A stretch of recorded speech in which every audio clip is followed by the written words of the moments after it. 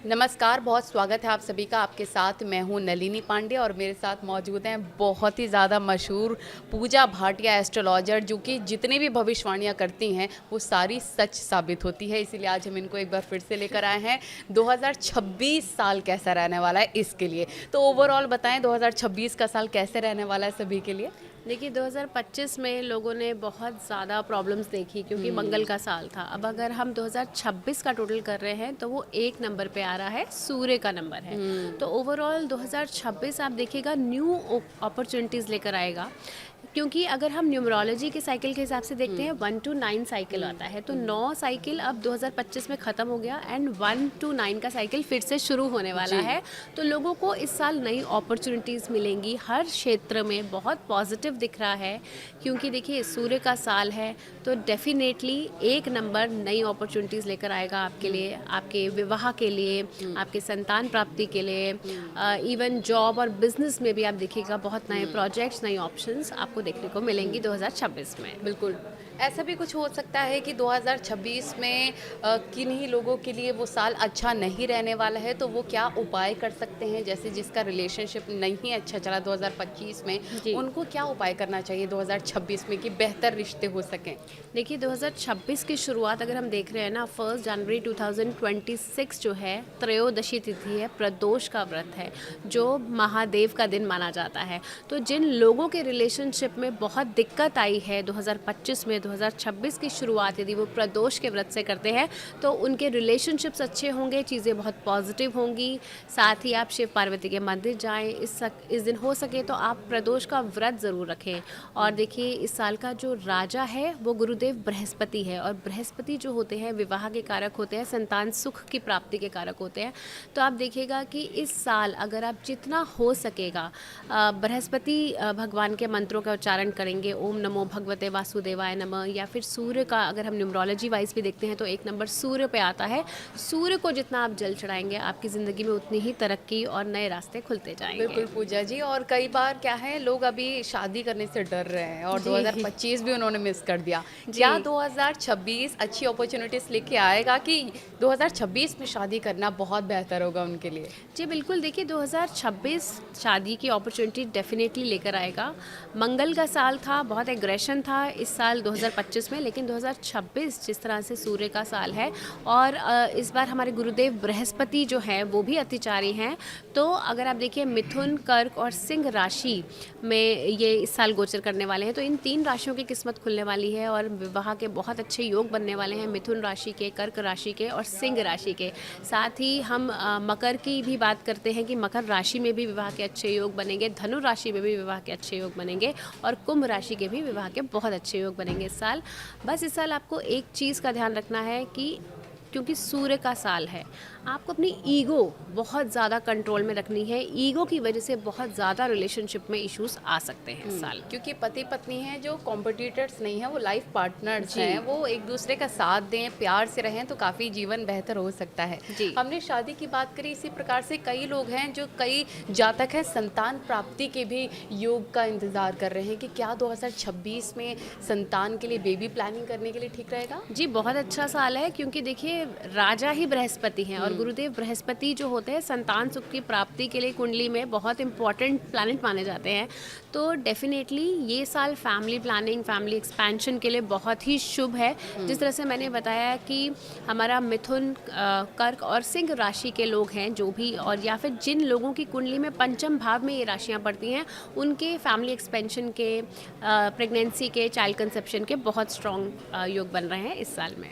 बिल्कुल। साथ ही कई लोग हैं जो जॉब से बहुत ज़्यादा परेशान हैं, वो जॉब स्विच करना चाहते हैं और कई लोग प्रमोशन भी पाना चाहते हैं। जी काफ़ी लंबे टाइम से उनका अटका हुआ है प्रमोशन, जी तो उनके लिए क्या अपॉर्चुनिटीज़ लेके आएगा 2026 का देखिए साल? बहुत बढ़िया अपॉर्चुनिटीज़, नए रास्ते खुलेंगे। जॉब में आप देखिएगा आपको नए प्रोजेक्ट्स, न्यू जॉब ओपनिंग्स आपको मिलेंगी। लेकिन एक चीज़ यहाँ पे ध्यान रखने वाली है कि देखिए एआई का ज़माना है। 2026 में एआई जो है बड़ा ज़बरदस्त अपना एक तरह से आप देखिएगा कि उसका बहुत ज़्यादा एकदम से पैटर्न आएगा और आप देखना जो लोग अपने आप को इस साल अपग्रेड नहीं करेंगे एआई पे या अपनी टेक्निकल नॉलेज को अपग्रेड नहीं करेंगे, उनको बहुत दिक्कत आने वाली है। तो अपने आप को अपग्रेडेड रखिए, बहुत ज़्यादा ज़रूरी है, क्योंकि बहुत ज़्यादा छंटनी हो सकती है जिन लोगों को एआई नहीं आती है या जो टेक्निकली साउंड नहीं है। तो जिन लोगों को बहुत अच्छी नॉलेज है उनके लिए बहुत अच्छी अपॉर्चुनिटीज़ इस साल खुलने वाली है। और आप देखिएगा जिस तरह से सूर्य का साल है, जितना हो सके आप सूर्य देव को अगर आप जल चढ़ाएंगे तो आपकी प्रमोशन के रास्ते भी खुलेंगे, आपकी न्यू जॉब चेंज के भी रास्ते खुलेंगे, आपकी ऑफिस में अगर कोई वर्क प्लेस पॉलिटिक्स चल रहा है तो उससे भी आपको बहुत जल्दी रिलीफ मिलेगा अगर आप सूर्य के साल में लगातार रोज़ सुबह उठ के चढ़ते हुए सूर्य को यदि आप जल चढ़ाते हैं। बिल्कुल, ये बहुत ही महत्वपूर्ण बात आपने बताई, क्योंकि सूर्य का साल रहने वाला है तो जितने भी लोग हैं सारी समस्याओं का समाधान यही है हर जातकों के लिए कि आप सूर्य भगवान को जल ज़रूर चढ़ाएं।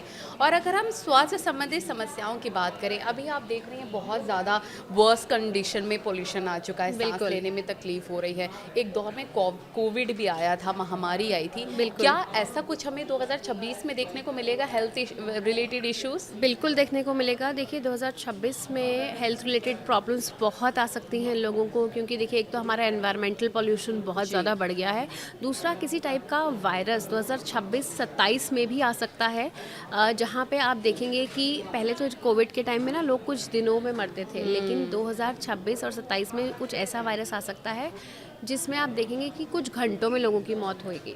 तो मतलब हेल्थ के पॉइंट ऑफ व्यू से आपको बहुत ज़्यादा कॉशियस रहने की ज़रूरत है, क्योंकि वैसे भी हमारी जो पर्यावरण है बहुत दूषित हो चुका है। अपनी हेल्थ का विशेष ध्यान रखें, अपनी कुंडली के हिसाब से आप जो है हेल्थ की रेमेडीज़ ज़रूर करते रहें। अगर आपको ब्रीदिंग इश्यूज़ हो रहे हैं, मेडिकल चेकअप तो आप करवाए ही, लेकिन साथ में बुध के उपाय कीजिए। बुध के उपाय में आप हर बुधवार को गाय को यदि हरा चारा खिलाते हैं तो स्किन रिलेटेड इश्यूज़, अगर आपकी सांस से रिलेटेड कोई तकलीफ़ है उसमें आपको आराम मिलेगा।